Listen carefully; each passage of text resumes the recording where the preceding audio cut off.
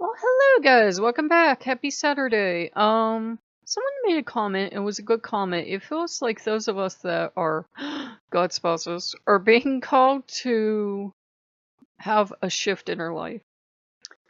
I've had to shift away from the dead values of my parents to the values of here and now, which are radically different. My parents' generation did things a certain way and held certain obligations. My generation or everyone alive today has to be a lot more practical.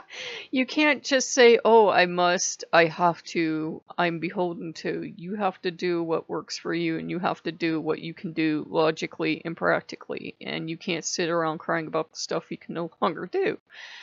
And a good thing that came up was the myth of Persephone and Hades. Now, it depends what version you go with. There are some versions where she marched right into the underworld and said, I like this place. I'm living here. And he's like, okay. And there are versions where, her mother was overly controlling and nobody was good enough for baby girl. And nobody was going to get her baby girl anyways because she was going to keep her daughter with her forever. And I kind of have parents the same way. They kind of infantilize you, and you never really have to do the growing up stuff. And, she's a grown woman, or goddess at this point, and she's not being allowed to grow up. She's looking out forever with mommykins. And some women are suited to that. Some women love it. But what happened is that, Hades saw her, whether he was struck by an arrow first or he was looking above or whatever happened. He saw her and he fell in love, and he did the honorable thing. He went to her father and he said, I want her hand in marriage because, Zeus had promised Hades one of his daughters in marriage. And he said, okay, I agree, but, her mom ain't going to agree with this. Her mom will never let her go, so you're going to have to abduct her.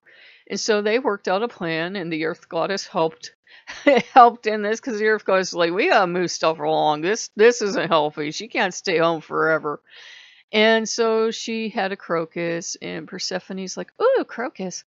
And that's when, Hades abducted her. And she went from the life she knew, from being with mom and the nymphs and everything forever and ever and ever, and, never having to quite grow up, to going to the underworld. And she wasn't thrilled about this because, she'd just been abducted. It wasn't like she got to meet Hades and Hades got to introduce himself.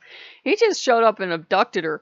So, she was obviously pretty not happy about all this, and she changed. But the thing was, the longer she stayed there, she learned that he was in love with her and he treated her with honor and respect.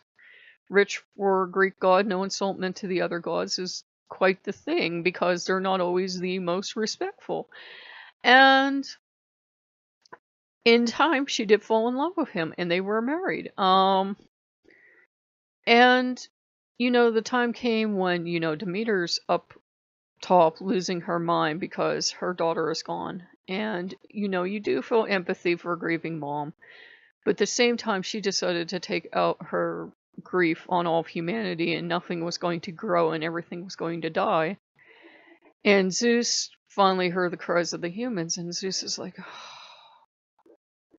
alright, what do you want? She's like, she wants her daughter back. And, Zeus probably had empathy because it was their child, but he's like, she's off living on her own, doing her own thing, and mother's screeching, so they go and they get her, and Hades is willing. He brings her back up, and he's like, well, he gives her a pomegranate before she leaves. She eats some food. And because it was believed at the time that if you ate food a captor gave you, you would always return to your captor. And she goes up, and the mother is screeching she wants her back forever. And Hades is like, wait a minute, that's my wife. That's Queen of the Underworld. And Zeus, in a rare move for Zeus, is like, what does Persephone want? I think nobody's asking Persephone what Persephone wants. And Persephone's like, I want to stay with my husband. I'm married. I'm in love. And her mother freaks out. How could she? And we've all known women like this, haven't we? How dare you betray me? How dare you leave me for this man? My grandmother was like that. She hit the damn roof when my mother got married. So she hated my father. Um and there are women like that. They will never let their daughters go. They will never let them grow up. They will never, let them mature. And Hades was the one that took Persephone away, helped her mature. She went from being, a little flower maiden running around and doing everything and kind of being, underdeveloped forever to developing. And now she's queen of the underworld, or as I love one quote, dead mother of hell. she's she's doing well for herself. She's a queen now. And her mother probably still won't let go. Her mother probably still won't change. And Hades probably just goes, And it was kind of a metaphor. It was Persephone stepping forward. Now, our stories take them with a huge grain of salt because they were made to explain the seasons, obviously. But I still believe they're real beings, and it was Persephone stepping forward and saying, "I went from the kind of life I knew and the kind of life I was told I must always live, and I went to a completely underground place, which was terrifying. But in time, I adjusted and I became happy, and she became queen of the place. She did quite well for herself. And that's kind of a metaphor for us, too, since someone had made a comment about it feels like it's a time when G word, the god spouses, are being pushed into a new way of being. Loki's been pushing me lately, and I think Hades has been helping him about looking at your past, admitting you got some raw deals, and you can't do anything about them now. I can't go into the past and slap my father and say, hey, go get me disability and don't send me to college. This is a really bad idea. I'm from the future and you suck. I can't do that. But what I can do is say, okay, they settled me with all this debt. They weren't willing to face the fact that I'm disabled and I can't work a steady job. And when you can't drive, you can't get to employment anyways. I'm like, well, they would never face this, so I have to. So there are things I'm not going to pay. And I probably won't be in this house the rest of my life. I kind of had to let that go. I kind of have to be like, okay, realistically, I can't afford this house. I'm only here right now because I can't afford rent either. So it's like, I know my life's going to have to change. And I might not like the changes. I might have to go underground, so to speak, because I was taught from wee to when I had to come back home, take care of my parents and that, this forever. I did have like one chance to get out, but I was like, how am I going to pay for my own house and do all this other stuff when I can't work? My parents just, they loved me and they were decent, but they also didn't live in reality either. They did not live in this reality thing. In fact, the only time my father faced reality is when he knew he was dying. Then he wanted to get me help. By then it was far too late, because by then it was, why didn't you apply when she was a child? Why did you wait till decades later? What's wrong with you? So there's nothing you can do. I don't know if they even pursued it, because I don't recall ever having to fill out disability forms or anything. But it is what it is. Sometimes we come to places in our life where we do have to change, and we're not looking forward to it any more than Persephone would be looking forward to being abducted by Hades. But Hades meant her well. He didn't mean her any harm. Loki means me well. He doesn't mean me any harm. He might be leading me on an adventure where we do something else.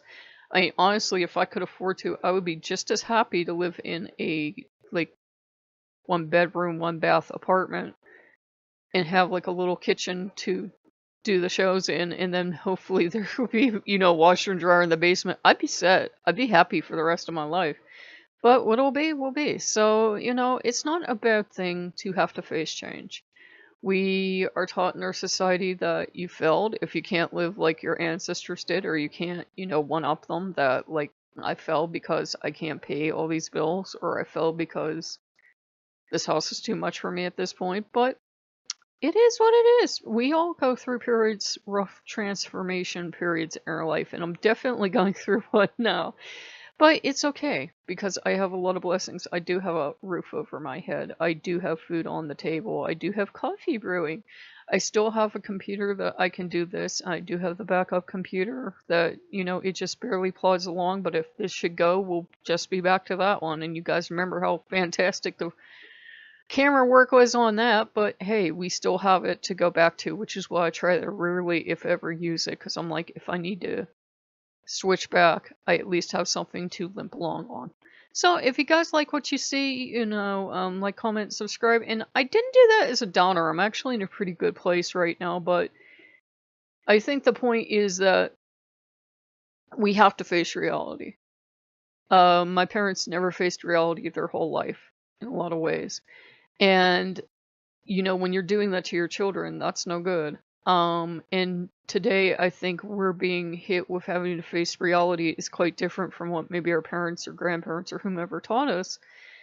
And that's not always easy to do, but the gods will be with us. So it's a time of great change. It's a time of not having this or that, for a lot of us. But, we don't need this or that. Homeowners insurance didn't always exist. And I'm like, if the worst comes to worst, if a disaster hits, I'm going to have a lot more to worry about than whether I had insurance or not, and so forth and so on. So, if you guys like what you see, like, comment, and subscribe, and I'll see you later. Bye-bye.